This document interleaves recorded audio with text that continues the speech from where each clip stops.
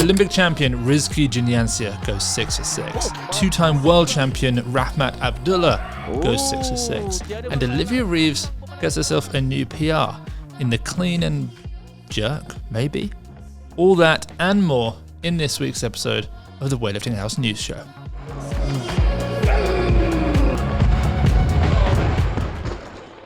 So everybody's favourite kind of battle, Rizki, Rahmat, sort of went head-to-head again today, at least comparatively. They both competed along with a lot of other great athletes at the 33rd Southeast Asian Games, the SEA Games. What are the SEA Games? It's basically a competition made up of 10 countries.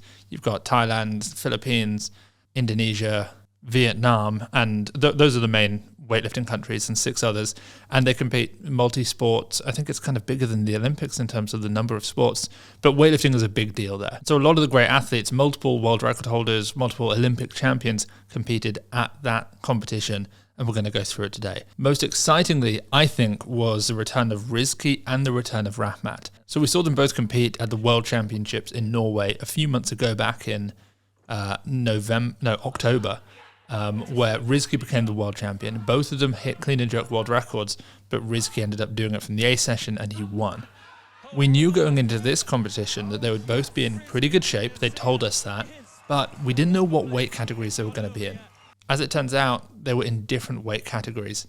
Why? Because for Indonesia, it's much more important that Rizki and Rahmat both return with 2 gold medals for Indonesia than they both compete and battle it out with one another and maybe hit some huge world records, but only come back with 1 gold medal. So we spoke to Rahmat before the competition. We asked him, where are you going to compete? And he said 88 kilos, but as basically weighing 80 kilos, which he did. But even so, because Rizki was 79 and Rahmat weighed 80.6, we can really compare them pretty well and see how we think they're going to do over the coming years. Let's start off with Rizki, the Olympic and world champion at 79. So Rizki Juniansyah had a really, an incredible day. The first competition I've seen him, I think, where he's gone 6-6. He opened up with 152.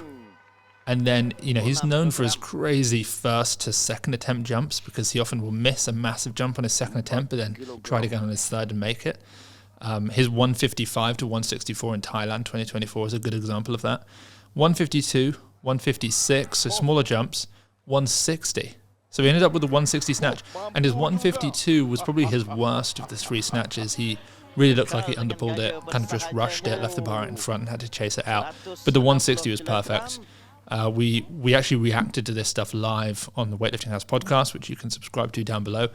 And we thought that it kind of looked like maybe he had, at least 63, 64, maybe 65 in him, which is amazing. The world record, obviously, 166 from Abdo. That's still not going to be touched for a while.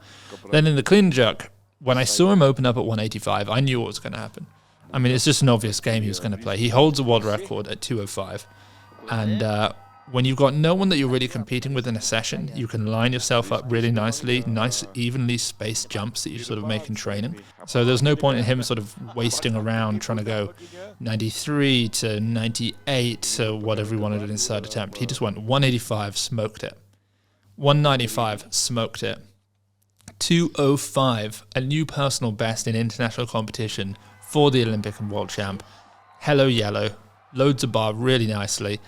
And sets a new 1 kilo world record in the clean and jerk and a 3 kilo world record in the total over Abdo. Now, obviously, a lot of you are going to be, understandably, commenting saying these aren't real world records. They're not. They're not real world records. I mean, technically they are, but we all know that they're not. I mean, Rahmat did 205 as a 73. Rizki's just done it as a 79, and it's a world record. It's not as impressive, but it would be kind of silly of me to not mention that these technically go down as world records for now. So 365, Rizki Juniansyah, 160, 205 at 79 kilos. The next day, wearing 80.6 kilos, it's Rahmat Erwin Abdullah. So Rahmat also went 6-6. The difference was Rahmat had to actually compete with athletes in his session, where Rizki didn't really have much competition. Rahmat did. And he had fully fledged 88 kilo weightlifters, or 89 kilo weightlifters, sorry, that he had to go up against. No, wait, it is 88. It is 88. And then next year it'll be 85. These categories changing too much. So he also opens up at 152. Then he jumps to 157. And when we were watching this, we were thinking, is he going to go 161? Is he just going to try and outlift Rizki by a kilo in each, make a bit of a statement? But alas, he then took a 3 kilo jump from 157 to 160. Again, because he was competing with people in his weight category who were hitting around that kind of weight also, and he just wanted to make sure he won. In the clean and jerk, he went 195, which again, when we saw that, we were like, okay, come on, you're lining yourself up for something big. I mean, are you going to go 205, 210? 195, looked great. 200, beautiful. And then somebody else, a great weightlifter, went 201 and moved ahead of Rahmat. And so he had to go 202 on his third attempt. So he ended up 6 of 6 as well, 160, 202. He didn't look strained whatsoever, and he took the gold medal. So Rizki, once again, outlifted Rahmat, weighing 1.5 kilos less. But it just feels like, you know, when you see that 202, I mean, you tell me what you think. Let me know in the comments. But he could have done 210. He did 209 in 2023 at that same kind of body weight because he was an 81. I just think he certainly could have done 206. I mean, come on. So I think what happened there was Rizki made a statement to the rest of the world. When we go to 75, I am the man to beat. And I agree. You know, I think even Abdo, if he cut down to 75, I think he would struggle against Rizki and maybe Rahmat, because his clean and jerk is not, yes, it's powerful, but it's not consistent or accurate enough.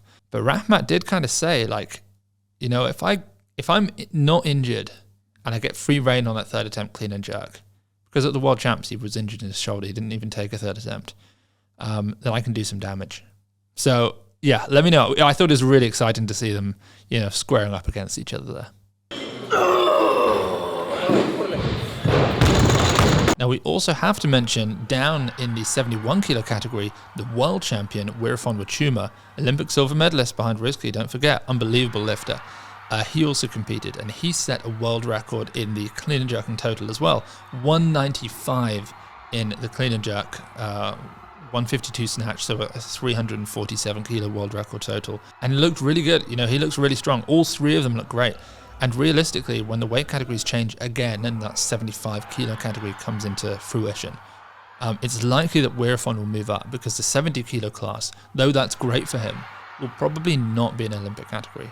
Realistically, it will go 65, 75, 85, 95, 110. So they're all going to sort of conglomerate in that 75 kilo class.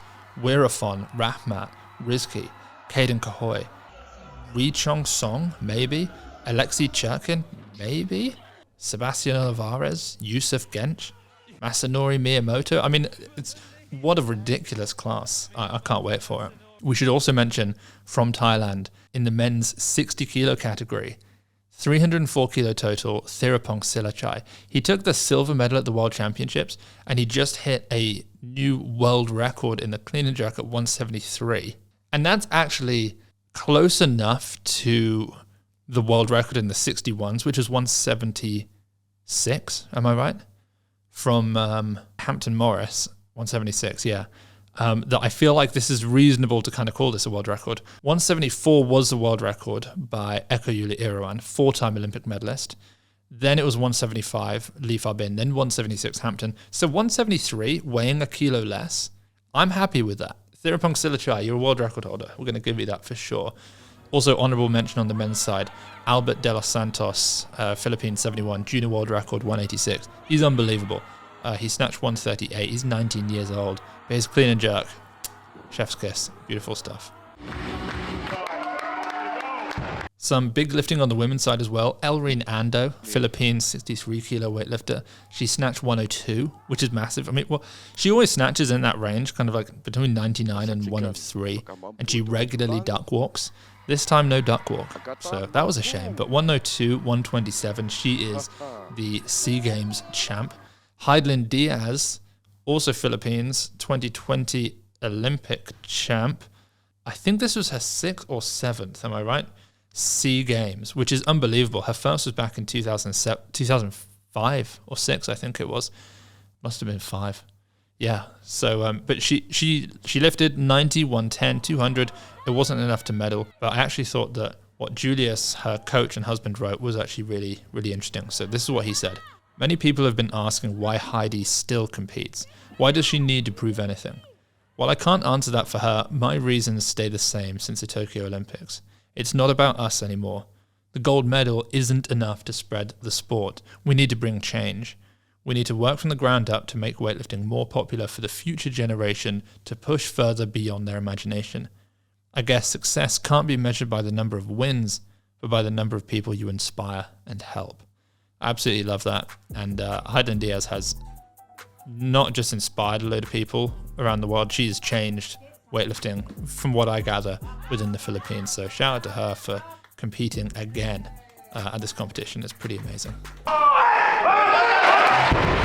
Okay, let's talk about some of the ridiculous lifts from this week in training, including Olivia Reeves with a new personal best in the clean and something. We'll talk about that. We'll leave that one to the end. Let's start off with the one and only, the Latvian 79 now, probably, Weeraphon. He's been doing this for so long. Not a training lift, but his final competition of the year in the Bundesliga. 147 snatch, 182 clean and jerk. Are they his best lifts ever? No. Is he a legend? Yes. We kind of got to talk about him.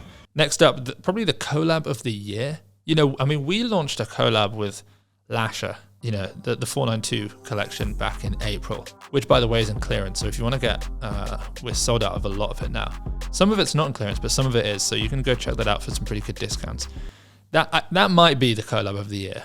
But realistically, Toma Tian, Loredana Toma, Tian Tao.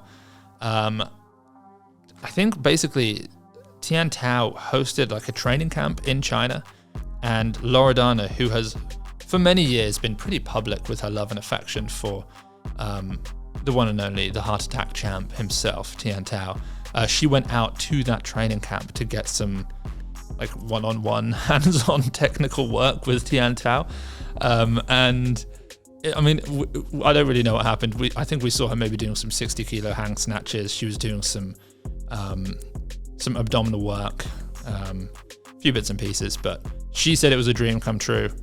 Whether that was to get the technical work or to meet Tian properly, I don't know, but that was kind of a cool collab. And just to see two, you know, previous world record holders learning from one another, that's nice. I hope we see Toma return to international competition.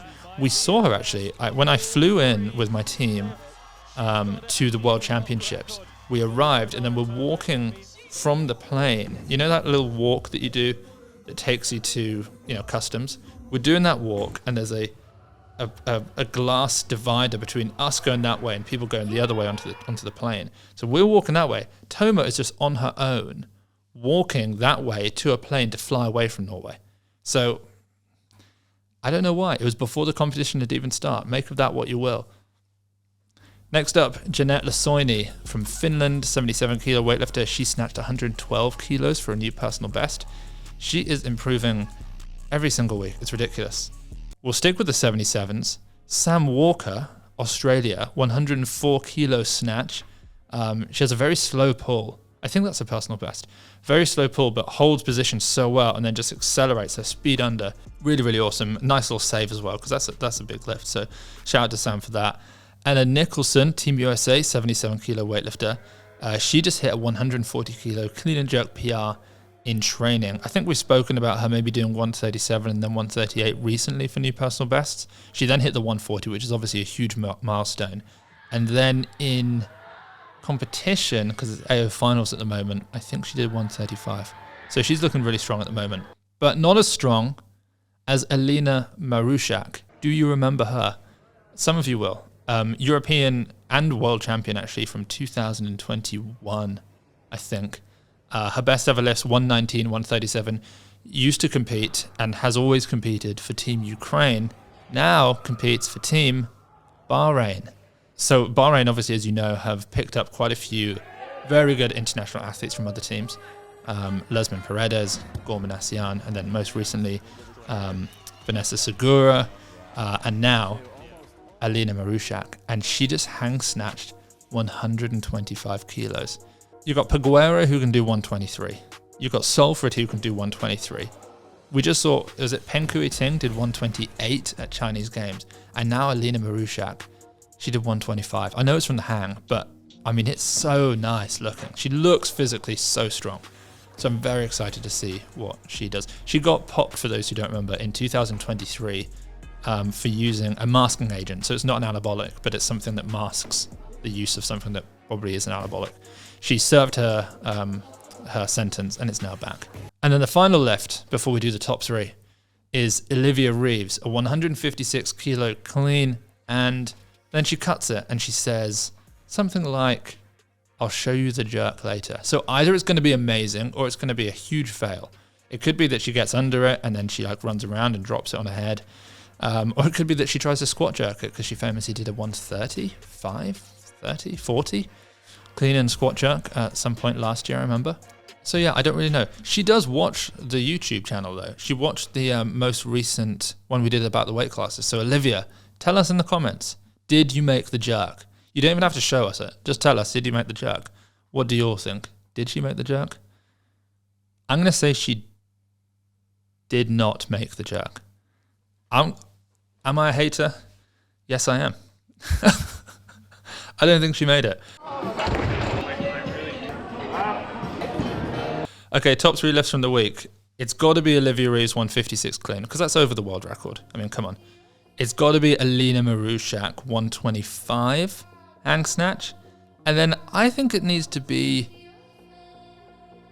Rizki 205 clean and jerk world record. Those are my top 3 lifts from the week. Which is the number 1?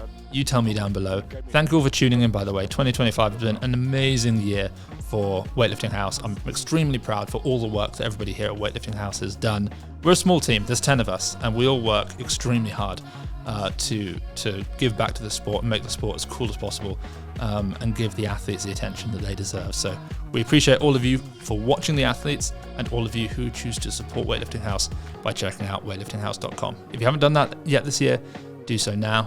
This and those things are coming out in January and February. They're absolutely amazing, so you can get yours at weightliftinghouse.com. I appreciate you all tuning in, and we'll see you on the next episode of the Weightlifting House News Show.